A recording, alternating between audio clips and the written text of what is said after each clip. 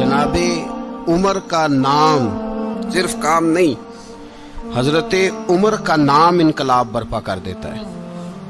हजरत उमर का नाम कुफर के ऐवानों में, जबर, जुल्म, शिर्क की वादियों में जब हजरत उमर का नाम भी लिया जाए तो बेईमान कांपना शुरू हो जाते। हजरत उमर फारूक रदी अल्लाह ताला अन्हु। हजरत उमर मामूली शख्स नहीं, मामूली आदमी नहीं। कुछ लोग सदियों के बाद पैदा होते हैं और कुछ लोग ऐसे होते हैं जो एक ही बार पैदा होते हैं, उन जैसा दूसरा पैदा होता ही नहीं, दूसरा उन तरह का पैदा होता ही।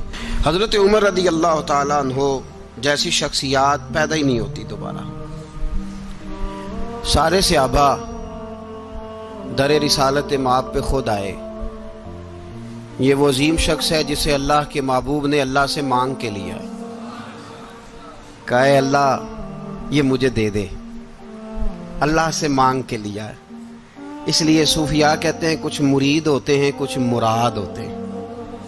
कुछ मुरीद होते हैं, कुछ मुराद होते हैं। मुरीद वो होता है जो चल के आता है, आके मुरीद होता है। मुराद वो होता है जिसे कहा जाता है कि ये कभी मेरा बन जाए ना, ये कभी आ जाए ना, मेरा बन जाए, उसको मुराद कहते हैं। हजरत उमर मुस्तफ़ा करीम की मुराद है, हुजूर की मुराद है। अल्लाहुम्मा आइज़्ज़िल इस्लामा बे इस्लाम उमर इब्न खत्ताब। ऐ अल्लाह इस्लाम को इज्जत दे दे, मेरे उमर को कलमा पढ़ने की तौफीक अता फरमा दे। और कैसे दुआ मांगी? ओ यार, हजरत उमर की तो इस फजीलत का कोई जवाब नहीं दे सकता। मेरे रसूल पाक अलैहिस्सलाम सबके लिए ही दुआ मांगते हैं ना, हुजूर की दुआ आम है, लेकिन मुस्तफ़ा करीम ने काबे का गुलाफ थाम लिया और गुलाफ काबा को हुजूर ने सीने से लिपटाया और सीने से चिमटा के कहा, अल्लाह मैंने तो कभी सवाल ही ज्यादा नहीं किए, मैं करने आया हूं, मुझे उम्र दे दे, उम्र दे दे। हुजूर ने मांग के लिया। और फिर जब जिसको हुजूर मांगे अल्लाह से कि हजरत उमर रदी अल्लाह ताला अन्हु का आज यौम शहादत है, मेरा तो दिल करता था कि फजर से बातें शुरू हों और सारा दिन ही उमर की बातें होती रहे, सारा दिन जनाब उमर की बातें, सारा दिन। इसलिए कि जिक्र जनाब उमर का होगा पर राजी अल्लाह के रसूल होंगे सल्लल्लाहु। तो जाग के बैठे, खुश हो के बैठे। हमारे यहाँ मनाया ही नहीं जाता। बाबे अल्लाह कीता साउन भादरों असू कता ते मुंडे जनवरी फरवरी, तो इस्लामी साल भी गया और वो तारीखें भी सारी गई। यकम मुहर्रम उम्मत मुस्लिमा के लिए बहुत बड़ा दिन है, बहुत बड़ा दिन। ये शहादत है हजरत उमर फारूक की रदी अल्लाह ताला। यहाँ छोटी छोटी बातों पे गवर्नमेंट छुट्टी करती फिरती है, छोटी छोटी बातों। इलेक्शन हो गया तो छुट्टी, फलां जगह पे थोड़ा सा किसी ने खबर दे दी कि कोई परेशानी है तो छुट्टी, फलां जगह ये हो गया तो छुट्टी। यहां तक कि फलां वजीर साहब फलां इलाके में आएंगे तो सारे इलाके को छुट्टी। और अब तो इससे बड़ा हाल होने लगा है, अगर जिन लोगों की सिंध में हुकूमत है उनके लीडर का दिन आया तो उस दिन छुट्टी, और जिनकी पंजाब में हुकूमत है उनका दिन आया तो छुट्टी। हमारा मुतालबा है हुकूमत पाकिस्तान से, अगर सर उठा के जीना चाहते हो तो यकम मुहर्रम को छुट्टी किया करो। अगर सर उठा के जीना चाहते हो तो यकम मुहर्रम को छुट्टी करो जनाब उमर के दिन। और मिल्लत के जवानों को बताओ कि अगर इज्जत की जिंदगी जीना चाहते हो तो उस तरह जियो जिस तरह फारूक आजम जी के गए। इज्जत और वकार की जिंदगी, जमहूरियत हजरत उमर से सीखनी पड़ेगी। हुकूमत करने के तरीके हजरत उमर से, रियाया को सीखना पड़ेगा कि अमीर किस तरह बनाया जाता है और अमीर किस तरह के होते हैं। यहाँ लोग हमें यूरोप की मिसालें देते हैं, लोग यहाँ हमें आकर के अमेरिका की मिसालें, उन्हें क्या पता हुकूमत क्या होती है। वो कहते हैं जी वो साइकिल पे जाता है उनका हुक्मरान। मैंने कहा वो साइकिल पे जाता है? मेरे उमर फारूक मदीने से मक्के गए थे तो पैदल ही हज करने चले गए, पैदल ही। और जनाब उमर फारूक रदी अल्लाह ताला अन्हु ईद की नमाज पढ़ाने गए। ईद की नमाज उमर खुतबा ईद देने गए। और इस जमाने में कौन सा गरीब है जो नंगे पांव जाता हो? کون سا غریب ہے جو مسجد ننگے پاؤں جاتا ہو؟ لوگوں نے تو 3 قسم کی چپلیں رکھی ہوئی ہیں، ایک مسجد جانے کی علیحدہ ہے، گھر پہننے کی علیحدہ ہے، شادی بیاہ پہ جانے کی چپل علیحدہ ہے۔ حضرت عمر فاروق رضی اللہ تعالیٰ عنہ نکلے عید کا خطبہ دینے کے لیے، تو بیوی سے کہنے لگے جوتا، اس نے کہا صاحب اتنی دفعہ ٹوٹا ہے اب گانٹھا نہیں جا سکتا، اتنی دفعہ ٹوٹا ہے کہ اب دوبارہ پیمند نہیں لگ سکتے۔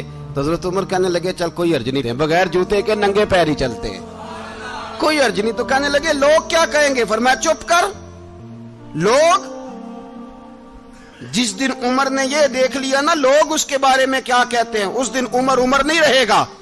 تو کہا پھر آپ کا نظریہ کیا ہے؟ فرمایا میرا نظریہ یہ ہے کہ رب رسول میرے بارے میں کیا کہتے ہیں، لوگوں کا کیا ہے؟ لوگ کل کسی کے بارے میں کچھ کہتے ہیں اور پرسوں کچھ کہتے ہیں، میرا نظریہ یہ ہے کہ رب رسول میرے بارے میں ننگے پیر عمر جا رہے ہیں۔ کون جی؟ میں بڑا ماڑا۔ اچھا جناب، کیا غربت ہے؟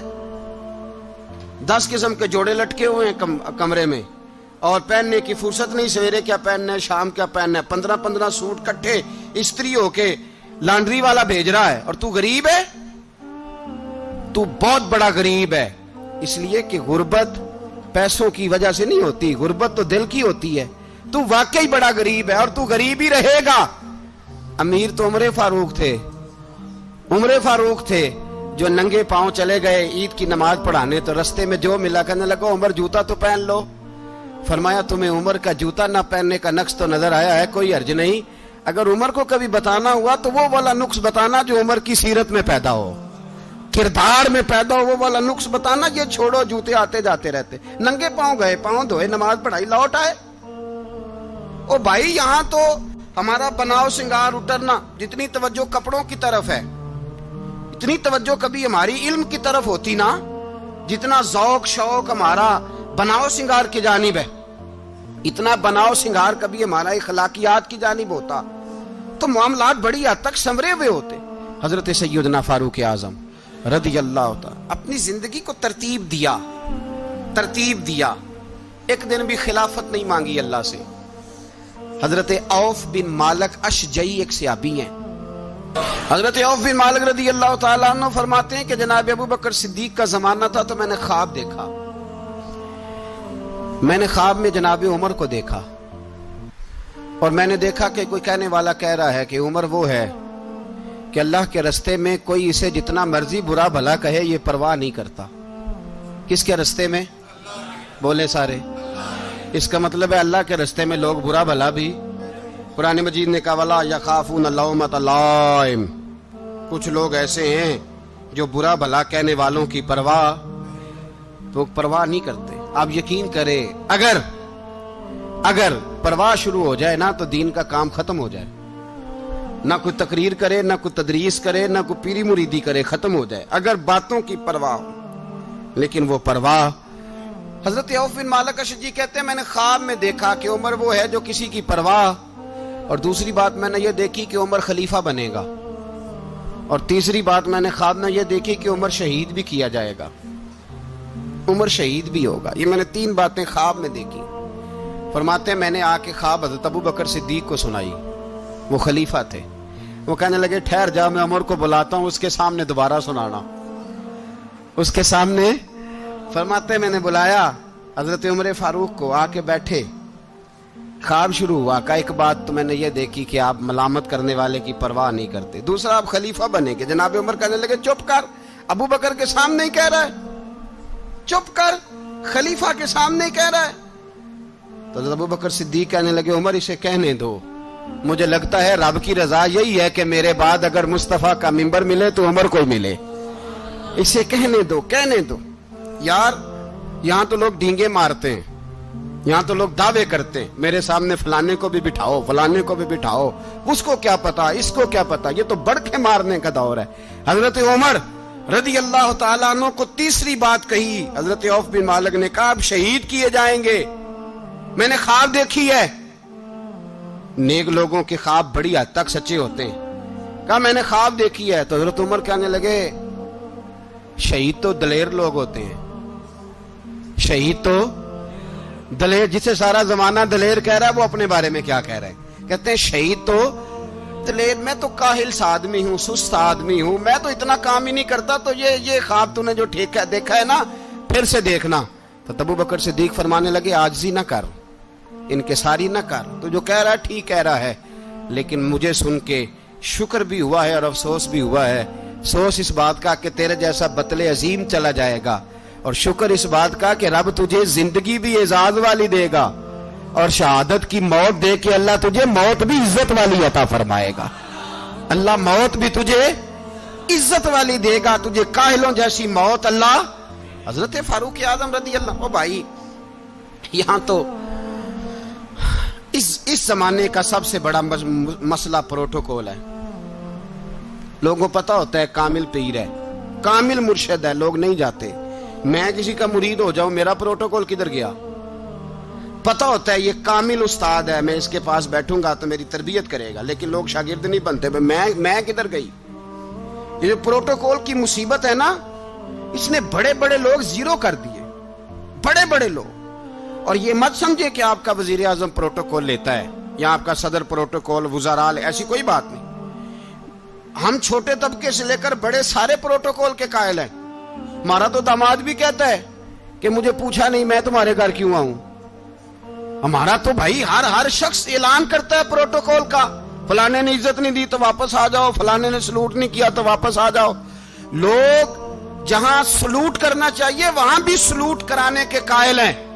پر حضرت عمر رضی اللہ تعالی، حضرت عمر کی سادگی اور پھر جناب عمر کی عاجزی، جب انسان اپنے اوپر سوار کر لیتا ہے نا، سوار کر لیتا ہے، میں بدکار پرانا خادم، کسے در ملی نٹ ہوئی، تے واصف یار نے نظر جو کی تھی تے واصف ہی۔ میں اکثر سوچتا ہوں حضور نے جہاں بھی کہا نا، فرمایا میرے بعد نبی ہوتے تو خطاب کے بیٹے عمر ہوتے۔ حضور نے فرمایا عمر جس رستے سے جاتا ہے شیطان وہ رستہ بدل جاتا ہے۔ نبی پاک صلی اللہ علیہ وسلم نے فرمایا میرا عمر وہ ہے کہ اس کی زبان پر حق جاری ہے۔ حضور علیہ السلام نے فرمایا 950 سال حضرت جبریل میرے عمر کی شان بیان کریں تو ان کی عظمت ختم نہیں ہوتی۔ 950 سال جبریل عظمت بیان کرے تو ختم نہیں ہوتی۔ یہ بات ہے حضرت عمر کی، اور فرمایا عمر ابو بکر کی نیکیوں میں سے ایک نیکی ہے۔ یہ شان ہے اب عمر فاروق رضی اللہ تعالیٰ عنہ کی۔ حضور نے فرمایا میرے بعد نبی ہوتے تو عمر ہوتے، جس گلی سے عمر آئے شیطان رستہ بدل جائے۔ میرے عمر فاروق کی شان 950 سال بیان ہو تو ختم نہ ہو۔ عمر کی زبان پر اللہ حق بیان کرتا ہے، جو عمر کہتا ہے وہی رب کر دیتا ہے۔ حضور ساری زندگی فضیلتیں بیان کرتے رہے، عمر جواب میں کیا کہتے ہیں؟ کوئی بتائے نا کہ یہ والی حدیثیں کبھی عمر نے بھی روایت کی ہوں کہ حضور نے میرے بارے میں یہ کہا ہے۔ یہ روایتیں وہ روایت نہیں کرتے، ان سے جب لوگ کہتے عمر تیری بڑی بات ہے تو عمر رو پڑتے، کہتے میں تو اونٹ چرانے والے باپ کا بیٹا ہوں، میں تو اونٹ چرانے والے باپ کا بیٹا، اونٹ چرا۔ اس سے آگے عمر گئے ہی نہیں ساری زندگی، اس سے آگے لفظ ہی نہیں ادا کی۔ اور میں تو بھائی اونٹ چرانے والا، میرا باپ تو اونٹ چرایا کرتا تھا، 10 اونٹ تھے، میری ڈیوٹی ہوتی تھی، سنبھالے نہیں جاتے تھے، ابا ڈنڈوں سے مارتا تھا۔ ساری زندگی عمر حج کرنے گئے، ایک خشک تنا کھجور کا عمر فاروق رضی اللہ تعالیٰ عنہ نے اس کو اپنے کلاوے میں لیا، رونے لگے۔ لوگوں نے کہا عمر کیا ہوا؟ فرمانے لگے یہاں میں اونٹ چرایا کرتا تھا، یہاں میں اونٹ چراتا تھا، 10 اونٹ سنبھالے نہیں جاتے تھے۔ دیکھو رسول اللہ کی شان، آج ساری امت چلانے کا طریقہ عطا فرما دیا ہے، ساری نظریے سے پیار۔ یار پیسہ کس کو برا لگتا ہے؟ آپ جس آدمی کی 50 کروڑ کی پراپرٹی ہے اس کو پوچھیں سب سے غریب، آپ کو وہی نظر آئے گا۔ وہ کہے گا میں ٹائٹ ہوں، حالات بڑے۔ میں کئی باری پوچھے انہوں نے، میں کہتا ترجمہ بھی 10 چھڑوں کی، ہمیں تو سمجھ نہیں آتی، اور ٹائٹ حالات کون سے ہوتے ہیں جی؟ جس آدمی کا کروڑوں میں کاروبار ہے نا، اس کو آپ چھیڑے وہ رونے لگ جائے گا، رونے۔ تو کئی میں نے ایسے دیکھے ہیں کرائے کا مکان ہے، ان سے پوچھے صاحب کیا حال ہے، تو کہتے ہیں جتنی اللہ نے شان والی زندگی ہمیں عطا کی ہے کسی کو نہیں دی ہوئی۔ اس کا مطلب ہے خوشی بھی یہی ہے اور غم بھی یہی ہے، اندر سے خوشی ہے، اندر سے ہی۔ تو نے اگر راضی رہنا ہے تو ادھر سے رہنا ہے، ناراض رہنا ہے تو بس اپنے آپ کو خوش رکھے گا تو ہو جائے گا۔ سارے صحابہ مل کے آئے، کہنے لگے عمر فاروق سے کہنا ہے نبی پاک کے زمانے میں تو ظاہراً غربت تھی، ابو بکر کے دور میں بھی غربت تھی، اب تو بڑا محال ہے، عمر سے سفارش کرو کہ عمر نیا کرتا پہنا کرے۔ ملکوں کے سفیر آتے، عمر وہی پھٹی پرانی چادر اوڑھ کے اور وہی کئی جگہ پہ پیوند لگے سوٹ پہن کے سفیروں کے سامنے بیٹھ جاتا ہے۔ عمر کو مشورہ دو، طے ہو گئی بات۔ سب نے جب مشورہ دے لیا تو سارے کہنے لگے یہ بتاؤ شیر کی مونچھ کو ہاتھ کون لگائے گا؟ کہنا کس نے ہے؟ بندہ بھی تو ڈھونڈو نا۔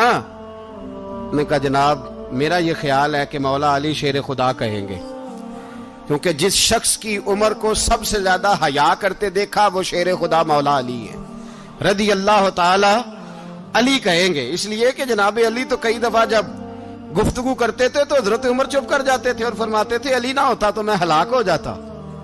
تو کہا علی سے کہو۔ جناب علی شیر خدا کو بلایا، کس کام کے لیے؟ جی اللہ اکبر۔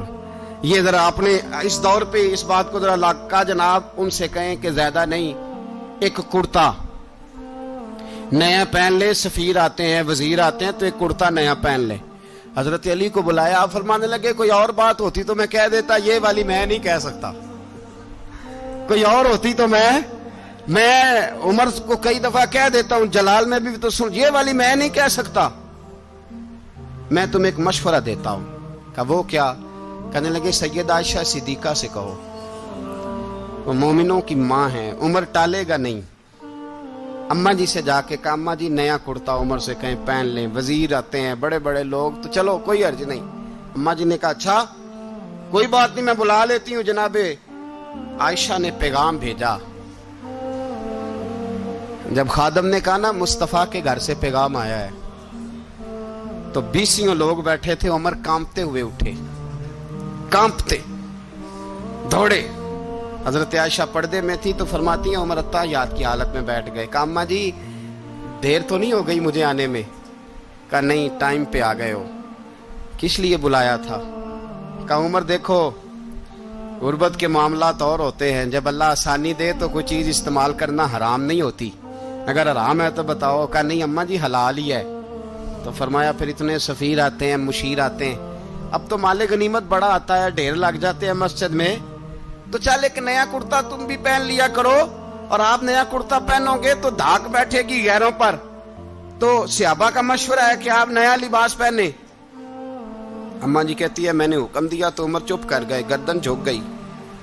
تھوڑی دیر کے بعد سیدنا عمر فاروق نے سر اٹھایا تو داڑھی پہ آنسو گر رہے تھے، رو پڑے، کہنے لگے پاک محبوب کی پاک بیوی جیسے حکم کرتی ہو میں حاضر ہوں، پر مجھے وہ والا لباس پہنانا جو میرے مصطفیٰ نے پسند فرمایا ہے، اگر یہ رنگ رسول پاک کا ہے تو میں حاضر ہوں، اور اگر نبی پاک کا نہیں تو پھر جیسے آپ حکم کریں۔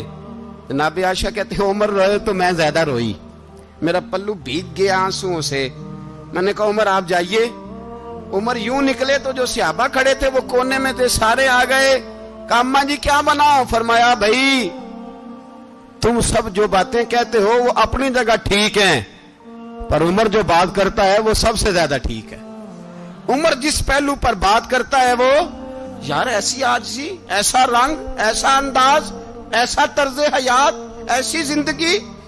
اولاد کے معاملے میں لوگ بزدل ہو جاتے ہیں، بزدل، پر حضرت عمر کا بیٹا مصر گیا، وہاں سے کمائی کر کے لایا، تجارت کرنے گیا، لاکھوں کا مال۔ کون سا باپ ہے دنیا میں جس کا بیٹا باہر سے پیسے لے کے آئے تو ابا تفصیل پوچھے کہ بیٹا کہاں سے کمائے، کہاں سے لایا، کتنے ملے، کیوں آئے؟ کون سا باپ تفصیل پوچھتا ہے؟ ابا تو کہتا ہے لا صحیح، اور تعریفیں کرتا ہے میرا بیٹا بڑی کمائی کرتا ہے۔ کبھی پوچھا ہے اس سے کہ ڈیوٹی صحیح دیتا ہے کہ نہیں؟ کبھی پوچھا ہے کہ تو ایمانداری کی روزی لاتا ہے کہ حرام کی کماتا ہے؟ یہ باپ کی ذمہ داری ہے، یہ اماں کی ذمہ داری ہے۔ پھر کہتا ہے بیماری کیسے آ گئی، پریشانی کیسے آ گئی؟ تو نے کبھی سوال کیا اپنی اولاد سے؟ حضرت عمر فاروق رضی اللہ تعالیٰ عنہ کا بیٹا مصر سے پیسے کما کے لایا تو جناب عمر نے بلایا، فرمایا بیٹے اتنی تو تیرے پاس راس ہی نہیں تھی، تھوڑے سے تو پیسے لے کے گیا تھا، اتنی کمائی کیسے ہو گئی؟ اتنے تو پیسے نہیں تھے صاحب، کہاں سے کمائی لائے؟ اس نے کہا ابا جی وہ جو میرے چچا ہے نا مصر کے گورنر، آپ کے دوست، انہوں نے میری مدد کی ہے. فرمایا جتنے لوگ گئے تھے سب کی ہے مدد اس نے؟ کہا نہیں صرف میری کی. فرمایا تیری کیوں کی؟ تیری کیوں کی؟ کہا حضور آپ کے دوست ہیں. فرمایا چپ کر حضور انہوں نے مجھے اتنے پیسے دیے, میں نے کاروبار میں ڈالے تو نفع آیا تو میں ان کی رقم دے کے. فرمایا خاموش ہو جا, باقی جتنے لوگ گئے تھے سب کی مدد کی اس نے؟ کہا نہیں حضور صرف میری کی. فرمایا اس نے تیری مدد نہیں کی, اس نے خلیفہ کے بیٹے کی مدد کی, اس لیے کہ وہ خلیفہ کو اپنے حق میں نرم کر سکے. فرمایا آدھا مال تیرا ہے, آدھا مال غنیمت کا ہے, مال خزانہ کا ہے, مسلمانوں کا ہے, اس لیے کہ تو جو وہاں سے مال کما کے لایا ہے وہ اپنے باپ کے خلیفہ ہونے کی وجہ سے کما کے لایا ہے, لہذا رکھ ادھر. یہاں کہتے ہیں کدھر سے آیا, کیسے آیا, کون سا حساب دیں, کیا کریں؟ او بھائی حضرت عمر رضی اللہ تعالیٰ عنہ کا اپنی اولاد کے بارے میں یہ رنگ ہے. ایک جنگ سے نا خوشبو آئی, خوشبو بڑی مہنگی ہوتی تھی, عرب میں خوشبو آج بھی بڑی مہنگی ہے, وہ زیادہ استعمال کرتے ہیں. میری باتوں کی سمجھ آ رہی ہے میرے بھائیوں؟ بڑی مہنگی خوشبو تھی. جب وہ خوشبو آئی تو حضرت عمر نے کہا, گھر میں پہلے پہنچی حضرت عمر کے, چونکہ زیادہ عورتیں استعمال کرتی تھی گھر کے اندر خوشبو, مرد بھی لگاتے تھے. حضرت عمر نے اپنی بیوی سے کہا, آپ کی زوجہ تو تھی وہ بڑی خوشبو کو پسند کرتی تھی. حضرت عمر نے اپنی زوجہ سے کہا کہ خوشبو لاؤ, میں نے ایک عورت کی ڈیوٹی لگائی ہے, وہ خوشبو تول کے نا تو حصہ برابر صحابہ میں بانٹ دے گی. تو آپ کی زوجہ کہنے لگی کسی بی بی کی ڈیوٹی لگانے کی کیا ضرورت تھی, میں جو موجود تھی میں بانٹ دیتی ہوں تول کے حصہ برابر. آپ نے فرمایا نہیں تو رہنے دے, اور فلانی بی بی بانٹے گی. کہا حضور میں نے بھی بانٹنی ہے, میرے پہ کچھ حق ہے؟ آپ نے فرمایا نہیں تو تفصیل نہ پوچھ, تو خوشبو دے دے, کوئی اور بانٹے گی. خاتون خانہ تھی نا, کہنے لگی نہیں مجھے بھی آج آپ کو بتانا ہی پڑے گا کہ کوئی جو بانٹ سکتی ہے تو میں کیوں نہیں بانٹ سکتی. زوجہ کہتی عمر نے بات کی تو میری چیخیں نکل گئی. حضرت عمر فرمانے لگے جب تو خوشبو بانٹے گی نا تیرے ہاتھوں کو بھی لگے گی, تیرے دوپٹوں کو بھی لگ جائے گی. اگر رب کریم نے مجھ سے سوال پوچھا کہ عمر خوشبو تو مسلمانوں کی تھی, تیری بیوی کے دوپٹے کو کیوں لگ گئی, تو میں اللہ کے حضور کیا جواب دوں گا؟ اگر اللہ نے یہ سوال کیا کہ تیری بیوی نے کیوں لگائی, وہ تو حصہ تھا مسلمانوں کا, تو تو نے تیری بیوی نے کیوں لگائی؟ تو فرمایا میں نہیں چاہتا کہ اللہ کے حضور مجھے اور تجھے باز پرس ہو, لہذا کسی اور کو بانٹنے دے. زوجہ روئی اور تڑپ کے کہنے لگی عمر مجھے لگتا ہے صبح قیامت بھی تیری بیوی ہونے کی وجہ سے اللہ مجھے جنت عطا فرما دے گا, تیری زوجہ ہونے کی برکت سے. بھائی یہ معیار رکھا, خدا کی قسم ایسا شخص تاریخ میں دوبارہ نہیں آیا. اتنا بڑا آدمی, اتنا بڑا شخص, اتنا بڑا آدمی, اور پھر رنگ یہ ہے کہ عمر 22 لاکھ مربع میل کا حکمران, 22 لاکھ, اور کھجور کے درخت کے نیچے مٹی کا ڈھیلا لے کے سو گئے ہیں, پرواہ کوئی نہیں, کوئی مسئلہ ہی نہیں. 2 غلام ساتھ بیٹھے تو ایک روٹی حضرت عمر نے گھر سے منگوائی, تھوڑا سا سرکہ, تو غلام کہنے لگے ہم نے بھی کھانی ہے. فرمایا کوئی حرج نہیں, روٹی کو پیٹ بھر کے کھانا ضروری تو نہیں, 3 حصوں میں بانٹ لیتے ہیں. ایک آدمی آیا ہوا تھا مصر کا رہنے والا ملنے کے لیے, اس نے پوچھا عمر کدھر ہیں, تو کہا وہ ادھر جاؤ مسجد میں بیٹھے ہوں گے. اور واپس آیا تو کہنے لگا وہاں تو 3 غلام بیٹھے ہیں, ایک روٹی بانٹ کے کھا رہے ہیں, لگتا ہے کئی دنوں سے روٹی نہیں ملی. کہا 3 غلام تو کوئی نہیں, وہاں 2 ہی تھے, تیسرے تو امیر المومنین تھے. اس نے کہا نہیں 3 غلام ہیں, کپڑے بھی ایک طرح کے پہنے ہوئے, بلکہ 2 کے تو پھر صحیح ہیں, تیسرے کے تو زیادہ ماڑے ہیں. کپڑے بھی ایک طرح کے, کھانا پینا بھی ایک طرح کا, اور ان کا نشست برخاست بھی ایک طرح کی ہے, لہذا کوئی فرق نہیں. حضرت ابو ہریرہ کہتے ہیں میں لے کے آیا, اور جناب عمر کو جب میں نے کچی زمین میں تامت سمیٹ بیٹھے دیکھا تو میں رو پڑا. میں نے اس مصر سے آنے والے کو کہا تو اس کے جلوے دیکھ, اگر اس کی ذات میں اتنا حسن ہے تو محمد عربی کا مقام کیا ہوگا. یہ مقام غور ہے, مقام غور. 10 محرم کو لوگ دیگے پکائیں گے نا, نہیں پکانی ہے, کوئی بول دے نہیں, ہاں نہ نہیں کر دے, پروگرام بدلیا تو نہیں دی عید کی کہ وہ ایک کام شروع ہویا ہے لات ٹیٹ ہونے والا. کیوں جی پکنی ہے نا دیکھیں 10 محرم کو انشاءاللہ تعالی, ہم بھی پکائیں گے انشاءاللہ, یہاں بھی پروگرام ہوگا. تو 10 محرم کو جو دیگ پکنی ہے تو ایسا نہیں ہو سکتا کہ 1 محرم کو حضرت عمر کے نام کی بھی کوئی پک جائے. اگر امام حسن حسین کے نام کی دیگیں پکے تو جو امام حسن حسین کے سے پیار کرنے والے ہیں، جو امام حسن حسین سے، ہم لوگوں نے بھی عجیب رٹا اپنایا ہے نا، ہم لوگ بات کا ایک پہلو دیکھتے ہیں دوسرا نہیں دیکھتے۔ حضرت امام حسن اور حسین کو بھی نبی پاک نے شہید کہا، اور جناب عمر کو بھی رسول اللہ نے خود شہید فرمایا، فرمایا شہید ہے، خود فرمایا اپنی زبان سے کہ یہ شہید ہے، خود میرا عمر شہید ہے۔ تو ان کے نام کی دیگ نہیں پکنی چاہیے، اس طرف نہیں ہماری توجہ ہونی چاہیے۔ اور اہل بیت نبوت، یہ بات میں پہلے بھی کرتا ہوں، آج پھر کرنا ضروری سمجھتا ہوں، اہل بیت کا پیار، سن لو کان کھول کے، اہل بیت کا پیار اگر ہمیں کسی نے سکھایا ہے تو سیدنا عمر فاروق نے سکھایا ہے۔ اہل بیت نبوت کی محبت اگر کسی نے سکھائی ہے تو کس نے سکھائی ہے؟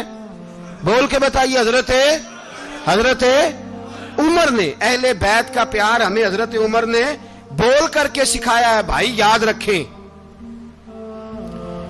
کسی کی طاقت نہیں تھی دم مارنے کی حضرت عمر کے سامنے، طاقت ہی نہیں تھی، کیسر و کسرا کانپ جاتے تھے، جرأت ہی نہیں کرتے تھے حضرت۔ اور ہمارے تو تعلقات بڑے ہیں نا غیروں سے۔ حضرت ابو موسیٰ اشعری رضی اللہ تعالیٰ عنہ فرماتے ہیں میرا منشی سائی تھا، وہ کاتب کہتے تھے وہ لوگ، میرا حساب کتاب عیسائی تھا۔ تو فرماتے ہیں ایک دن میں نے وہ سارا حساب کتاب لین دین کے حضرت عمر کو دکھائے تو فرمانے لگے جس نے لکھے ہیں اس کو بلاؤ۔ کہنے لگے حضور مسجد نہیں آ سکتا۔ کیوں نہیں آ سکتا؟ کہنے لگے وہ عیسائی ہے۔ کہتے ہیں حضرت عمر جلال میں آ گئے۔ آپ فرمانے لگے جنہیں رب دور کرتا ہے تم کیوں قریب کرتے ہو؟ جنہیں اللہ دور کرتا ہے۔ فرمایا تم غیروں کو اگر عہدے دو گے تو اپنوں کا کیا بنے گا؟ اگر تم غیروں کو عہدے دو گے تو اپنوں کا، یہ سوچ ہے جو آج برما کے مسلمانوں کے لیے بھی ضروری ہے۔ کہا اگر تم غیروں کو عہدے دو گے تو اپنوں کا۔ ہم نے غیروں کو عہدے دیے تو دیکھا نا اپنے کس طرح کاٹے جا رہے ہیں۔ غیروں کو جو عہدے دے دیے یارانے سارے غیروں سے، روز دعویٰ ہوتا ہے چین ہمارا سجن ہے، چین ہمارا دوست ہے۔ او بھائی دوست ہے تو اس سے کہو نا کہ برما تو تمہاری ایک چھوٹی سی ریاست ہے، چین کے بغیر تو وہ سانس بھی نہیں لے سکتا، اس کو کہو نا اس حکومت پہ دباؤ ڈالے۔ لیکن ہم لوگوں نے غیروں کو عہدے دیے تو اپنے پس گئے۔ حضرت عمر کہتے تھے ذمی کا ہم ادب کریں گے، ذمی کافر کا ہم، ایسا کافر جو مسلمان ریاست کو قبول کرے، بدامنی نہ پھیلائے۔ ایک آدمی کو آپ نے دیکھا آنکھوں سے نابینا ہے اور بھیک مانگ رہا ہے، تو حضرت عمر کو نظر آ گیا، فرمایا کون ہو؟ اس نے کہا میں یہودی ہوں۔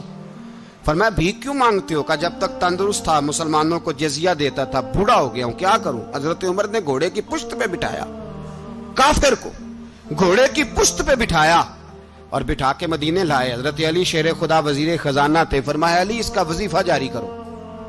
کہا یہ کون ہے؟ فرمایا یہ یہودی ہے لیکن یہ ہمیں جزیہ دیتا رہا، بوڑھا ہو گیا بیچارہ، بھیک مانگنے پہ مجبور ہے، ہماری حکومت کے اندر رہتا ہے، اس کا پورا وظیفہ جتنا خرچہ اتنا وظیفہ لگاؤ۔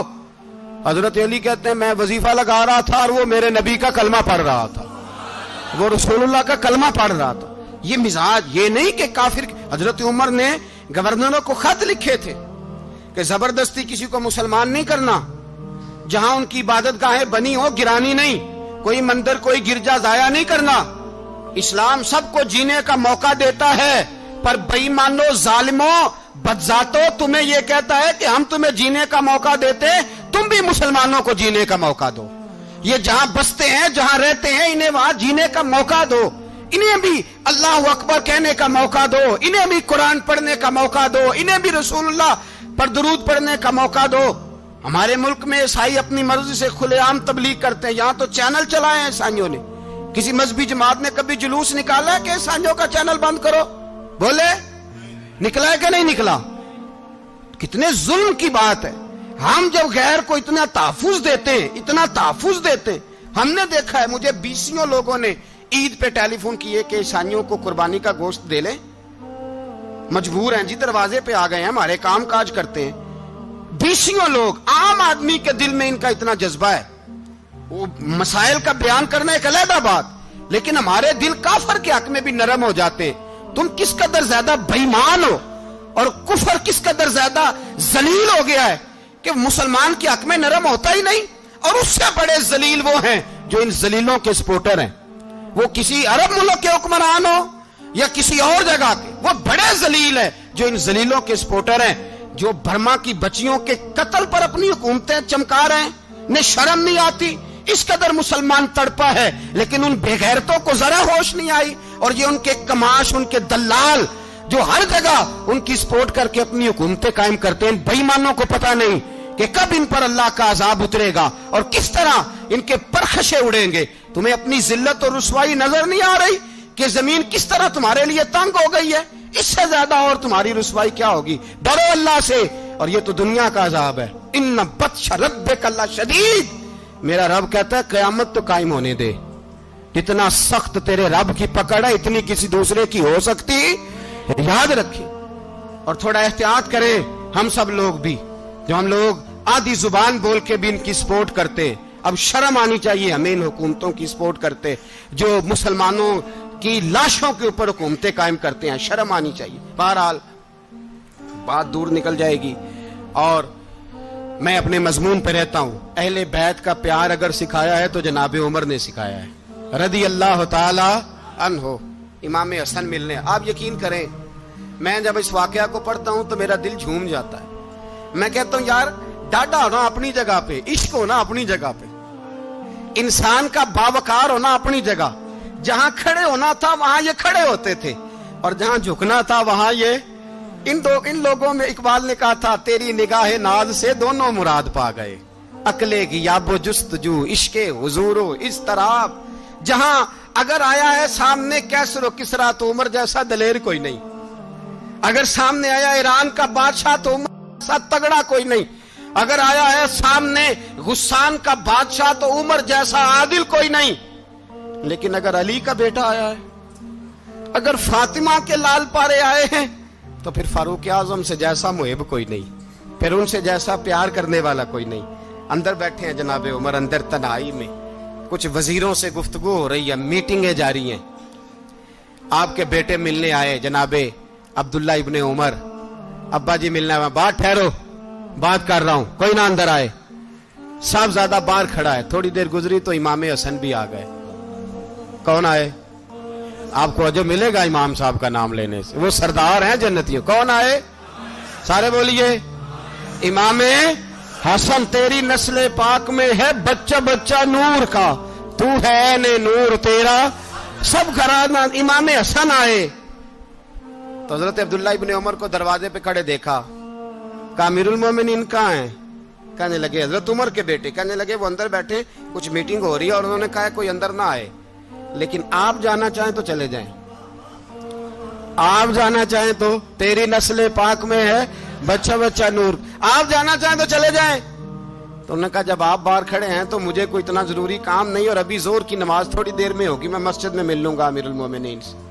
ये बात कह के इमाम हसन चले गए। यार इतनी बड़ी बात नहीं थी, इतनी बड़ी बात नहीं थी। तो मेरे उस्तादों का बेटा भी आए तो कहा ठीक है जी, वो सोए हुए हैं, तो कोई गर्ज नहीं यार, मैं ठहर के आ जाऊंगा। कोई बड़ी बात नहीं थी, देखा जाए तो बड़ी बात नहीं थी, पर बात बहुत बड़ी थी, इसलिए कि ये खाली हसन नहीं, ये हसन इब्ने अली है, ये हजरत फातिमा के लख्ते जिगर। हजरत उमर बाहर निकले, अब्दुल्ला इब्ने उमर से पूछा कोई आया तो नहीं? तो कहा हुजूर इमाम हसन आए थे। तो कहा फिर शहजादे को अंदर क्यों नहीं भेजा? कहा मैंने कहा था। वो कहने लगे अगर अमीरुल मोमिनीन मसरूफ हैं तो मैं जोहर में मिल लूंगा। हजरत उमर रोने लगे, फरमाया बेटे तूने अच्छा नहीं किया। फिर मस्जिद नहीं गए, सीधे इमाम हसन के दरवाजे दस्तक दी। इमाम हसन बाहर आए, कहा शहजादे आए थे तो मिले क्यों नहीं? तो इमाम हसन कहने लगे हुजूर आपका अपना बेटा दरवाजे पे खड़ा था, आपका अपना बेटा दरवाजे पे खड़ा था, और मना भी किया था आपने, तो मैं जोर में मिल लेता। हजरत इमाम हसन फरमाते जोशे जज्बात में जनाबे उमर ने सर से पगड़ी उतार दी, जोशे जज्बात में। कहने लगे हसन मेरे बेटे का और आपका क्या मुकाबला? क्या उसकी मां का नाम फातिमा ज़हरा है? क्या उसकी नानी का नाम खतीजतुल कुबरा है? क्या उसके नाने का नाम मोहम्मद मुस्तफा है?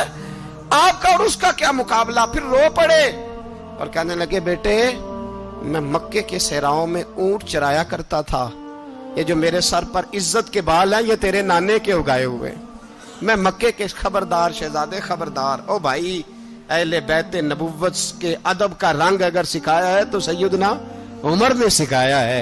हजरत उमर फारूक अथॉरिटी है, इस्लाम की अथॉरिटी। यकम मुहर्रम हजरत उमर की शहादत है। यहूदी बोल उठा, काफिर बोल उठा, अगर 6 महीने उमर दुनिया में और रहते तो दुनिया में कोई काफिर मौजूद न होता। 6 महीने। और जब इस बतले जलील का जनाजा उठा, अल्लाह, बुखारी पढ़िए ना, अल्लाह मरजुकना शहादतन फी सबीलिक, अल्लाह बिस्तरे की मौत ना देना, शहादत की देना। उमर शहीद हुए, मस्जिद नबी में नमाज पढ़ाते, और जब जनाजा उठा तो मदीने का फिर पीछे जो दलेर बचे वो मौला अली थे। मौला अली, जनाब उमर का जनाजा उठा तो सबसे पहली हाय जो निकली वो हजरत अली की जुबान से निकली, और हजरत अली सारी दाढ़ी आंसुओं से भर गई। लोगों ने कहा कि अली क्या हुआ? फरमाने लगे तुम देख नहीं रहे जनाजा किसका उठा है, पलट के देखो तो सही, तुम पता नहीं है कौन गया है। कहा हुजूर क्या हुआ?